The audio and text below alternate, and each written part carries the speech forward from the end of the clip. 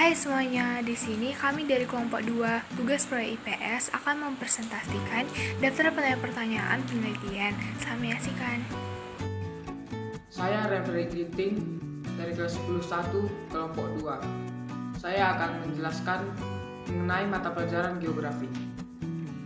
Nomor 1. Jelaskan posisi letak astronomis dan geografis Kabupaten Karo disertai dengan peta. Letak astronomis dari Kabupaten Karo adalah 2 derajat 50 sampai 3 derajat 19 lintang utara dan 97 derajat 55 sampai 98 derajat 38 bujur timur. Sedangkan letak geografis dari Kabupaten Karo terletak di dataran tinggi Bukit Barisan yang berketinggian antara 120 sampai 1.600 meter di atas permukaan laut. Berikut adalah gambar peta dari Kabupaten Karo. Nomor 2. Jelaskan pengaruh letak geografis Kota Brastagi terhadap aktivitas penduduk, baik dari segi interaksi sosial dan kegiatan ekonominya. Letak geografis Kota Brastagi yang terletak di pegunungan. Hal ini dimanfaatkan oleh warga Kota Brastagi dengan menjadikan Kota Brastagi sebagai kota wisata. Selain itu, wilayah pegunungan yang dingin membuat warga cenderung memakai pakaian tertutup. Hal ini juga mempengaruhi kegiatan ekonomi Kota Brastagi. Hal ini membuat warga Kota Brastagi memilih untuk berjualan souvenir ataupun makanan di objek atau tempat-tempat wisata di Brastagi. Selain itu, wilayah gunung Kota Brastagi yang subur membuat masyarakat lebih memilih menjadi petani. Oleh sebab itu, Kota Brastagi juga sering disebut sebagai kota buah. Selanjutnya akan dijelaskan oleh teman kelompok saya. Hai semuanya, perkenalkan nama saya Rin Karyana Burmanulang. Saya dari kelas 10-1. Di sini saya akan presentasikan daftar pertanyaan penelitian tugas proyek IPS. Yang saya presentasikan adalah daftar pertanyaan mata pelajaran sejarah. Nah, yang pertama, uraikanlah sejarah dari Kota Brastagi dan asal-muasal nama Kota Buah Brastagi. Di sini saya akan menjelaskan mengapa Kota Brastagi disebut sebagai Kota Buah Brastagi. Nah, Kota Brastagi sering disebut dengan nama Kota Buah Brastagi ini dikarenakan karena sumber daya alam yang dihasilkan dari kota itu sendiri, di mana sebagian besar petani yang ada di Kota Brastagi menghasilkan buah-buahan, sayur-sayur, dan bunga. Dan tidak hanya itu, pedagang yang ada di Kota Brastagi juga sebagian besar menjual hasil buah dari kota itu sendiri. Oleh karena itu, Kota Brastagi sering disebut dengan Kota Buah Brastagi. Yang kedua, uraikanlah sejarah-sejarah yang ada di Kota Brastagi disertai dengan gambar dan sejarahnya. Yang pertama, ada yang dinamakan dengan relief. Relief yang terletak pada pilar tebing di Kota Brastagi ini merupakan penggambaran masyarakat Karo pada masa penciptaan sampai dengan kehidupan tradisional. Relief ini terbagi menjadi 3 kelompok besar. Yang pertama, relief ini menggambarkan jenis-jenis bunga, buah-buahan, sayur-sayur, alat-alat rumah tangga, perlengkapan upacara adat, dan alat-alat musik tradisional masyarakat Karo. Yang kedua, relief ini menggambarkan cerita penciptaan dunia pada masa awal menurut mitologi dan kepercayaan masyarakat Karo yang pada saat itu masih sangat dipengaruhi oleh kepercayaan animisme. Yang ketiga, relief ini menggambarkan salah satu cerita yang sering dikenal dengan nama Kejadian Tungkat Paneluan Tungkat Malekat.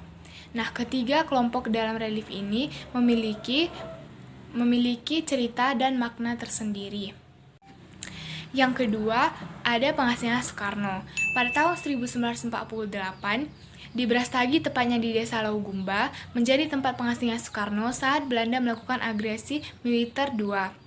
Tidak hanya Insinyur Soekarno, tetapi juga Sultan Syahrir dan Haji Agus Salim juga turut diasingkan di lokasi tersebut.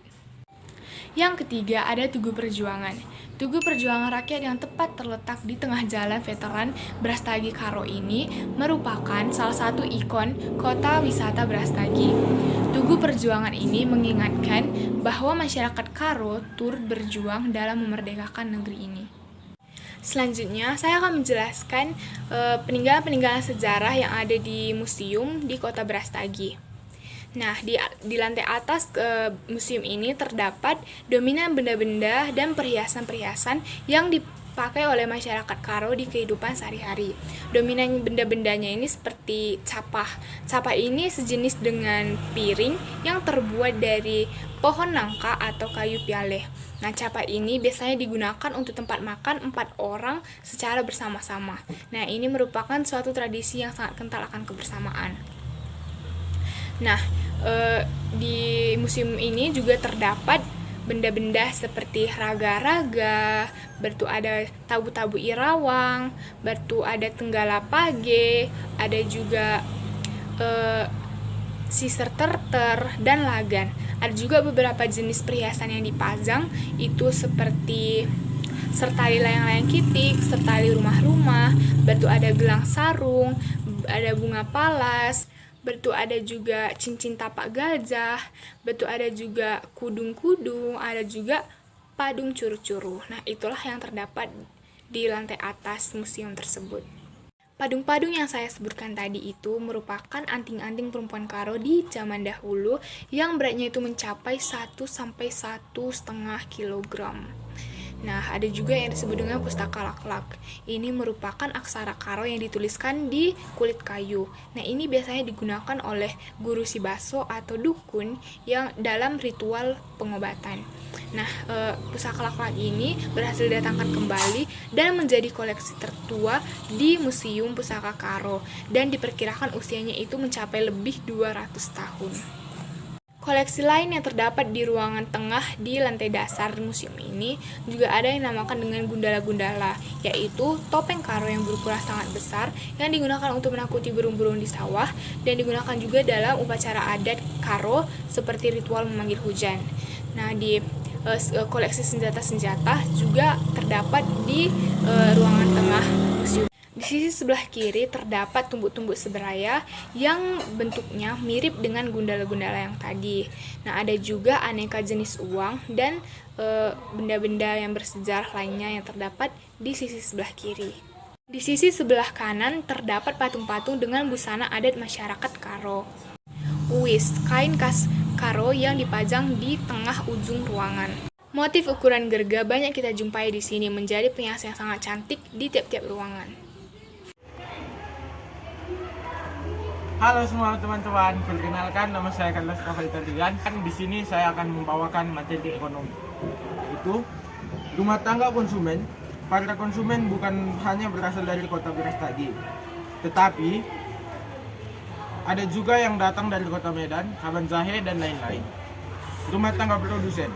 Rumah tangga produsen di Brastagi tidak langsung memproduksi barangnya sendiri, melainkan memproduksi barang dari petani terlebih dahulu, lalu memproduksinya lagi kepada konsumen dengan cara menjual barangnya terhadap konsumen. Konsumen, pemerintah dan luar negeri. Produk yang dihasilkan di kota Brastagi akan diekspor ke luar negeri ataupun luar kota. Dan kegiatan ekspor ini menguntungkan bagi para pemerintah karena dapat menambah devisa negara. Yang kedua, ada contohnya seperti di Gundaling, sebagai tempat wisata para turis dan orang sekitarnya berpengaruh kepada konsumen. Turis dapat langsung mengenal budaya Karo dari konsumsi seperti jenis makanan, adat Karo, dan kesenian-kesenian lainnya. Pengaruhnya kepada produsen adalah barang yang diproduksi produsen meningkat karena banyak turis yang datang ke Gundaling. Hanya inilah analisis ekonomi. Selamat menyaksikan teman-teman. Perkenalkan, nama saya Wiyanda Dwi Irianti, nomor absen 35. Di sini saya akan membahas pertanyaan sosiologi, yang dimana pertanyaannya yaitu bagaimana pola perilaku individu yang melakukan kegiatan ekonomi di kota Brastagi. Produsen merupakan salah satu pelaku penting dalam sebuah kegiatan perekonomian. Tanpa adanya produsen, sebuah perekonomian tidak dapat berjalan lancar. Hal tersebut dikarenakan produsen memiliki peran penting untuk menyuplai kebutuhan masyarakat. Pola perilaku produsen berhubungan dengan 3 hal penting, yaitu menentukan berapa dan dalam kombinasi bagaimana faktor-faktor produksi digunakan menentukan berapa barang dan jasa yang akan diproduksi, menentukan berapa harga barang dan jasa yang akan dijual. Konsumen memiliki peran penting karena tanpa adanya konsumen, barang yang diproduksi oleh produsen tidak dapat dimanfaatkan secara maksimal. Definisi perilaku konsumen adalah sebagai tindakan yang dilakukan oleh individu, kelompok, atau organisasi. Tindakan tersebut berkaitan dengan proses pengambilan keputusan dalam mendapatkan dan menggunakan barang-barang atau jasa ekonomi yang dapat dipengaruhi oleh lingkungan di Kota Brastagi. Pertanyaan selanjutnya yaitu, bagaimana interaksi individu saat melakukan kegiatan ekonomi di Kota Brastagi? Interaksi individu saat melakukan kegiatan ekonomi di Kota Brastagi yaitu, pertama-tama, individu yang satu dengan individu yang lainnya akan melakukan komunikasi terlebih dahulu. Lalu, si individu ini yang ingin membeli barang akan melihat-lihat barang yang mereka suka.